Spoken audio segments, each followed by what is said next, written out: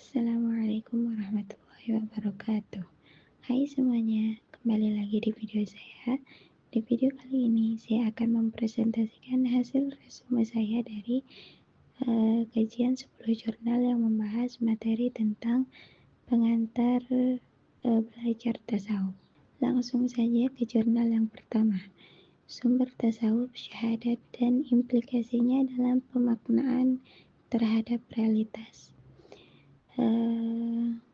Kajian konseptual mengenai asal-usul tasawuf, makna syahadat, dan implikasinya terhadap realitas kehidupan menurut pendekatan sufistik. Yang kedua yaitu tasawuf as the basis for internalizing humanist character of Indonesian Muslims. Studi kasus pondok pesantren di Yogyakarta dan Madura tentang bagaimana tasawuf membentuk karakter humanis dan inklusif santri.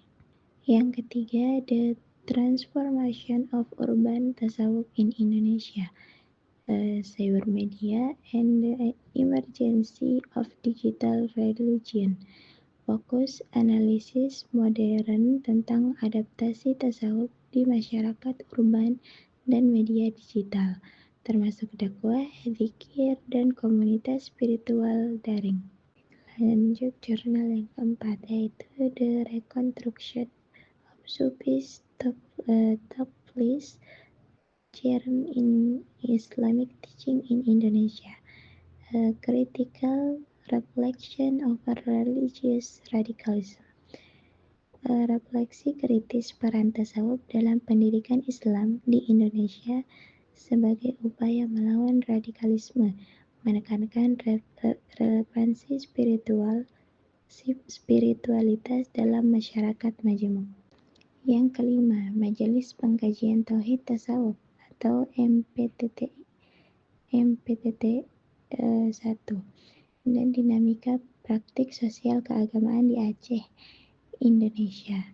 Kasus institusi keagamaan yang menyebarkan tasawuf di Aceh, praktik zikir, kaderisasi, dan edukasi tauhid tasawuf di masyarakat. Yang keenam yaitu tasawuf as a pedagogical foundation, eksplorasi nilai-nilai tasawuf sebagai basis pendidikan karakter di tingkat SMP. Yang ketujuh, tasawuf dan pengembangan diri. Hubungan antara tasawuf dan pengembangan diri, penyucian jiwa, kesadaran spiritual, keseimbangan batin dan duniawi. Yang kedelapan, studi Islam dengan pendekatan tasawuf, mistisme Islam.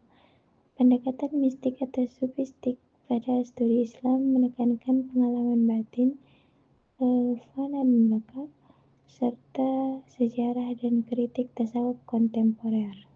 Yang kesembilan, karakteristik sistem pendidikan sufistik, studi tentang tujuan pendidikan, pendidik, dan peserta didik dalam tasawuf.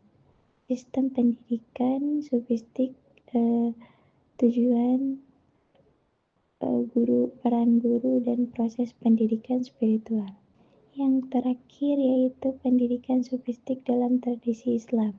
Analisis konsep pemikiran sufistik Muhammad Jamil Jaho, fokus kajian teks klasik sufistik dan pemikiran sufi kontemporer, pemaknaan ulang pendidikan sufistik dalam tradisi Islam modern. Kemudian perbedaan antara jurnal-jurnal ini, pendekatan konseptual versus empiris. Jurnal 1 dan jurnal 8 lebih teoritis, sedangkan jurnal kedua, kelima, dan keenam melakukan studi lapangan dan observasi. Aspek spiritual atau pedagogik versus sosial kultural. Jurnal ke-6, ke-7, ke-9, ke-10 menekankan pendidikan dan pembentukan karakter. Jurnal 2, ke-3, 4, dan 5 fokus pada peran sosial, humanisme, dan pluralisme. Tradisional versus modern. Jurnal ke-10 mengkaji tasawuf klasik. Jurnal ke-3 dan ke-6 menyoroti konteks urban, digital, atau pendidikan modern. Individual versus kolektif. Jurnal ke-7 dan ke-8 menekankan transformasi individu. Jurnal ke-2, ke-4, dan ke-5 menekankan peran komunitas dan institusi. Tujuannya beberapa untuk pemahaman tasawuf, yaitu makalah pertama, ke-8, dan ke-10. Beberapa untuk pendidikan karakter, seperti jurnal ke-6 dan ke-9. Lalu beberapa untuk kritik sosial dan pencegahan radikalisme, seperti jurnal yang kedua dan keempat. Bagian akhir yaitu kesimpulan. Tasawuf bukan hanya aspek mistik, tapi bisa menjadi fondasi pendidikan spiritual dan karakter. Di Indonesia, tasawuf berperan membentuk Islam yang humanis, inklusif, dan moderat. Adaptasi tasawuf ke zaman modern menunjukkan relevansi spiritualitas sufistik dalam pendidikan dan masyarakat. Pendidikan sufistik tradisional penting untuk internalisasi nilai spiritual, tetapi perlu disesuaikan dengan konteks modern.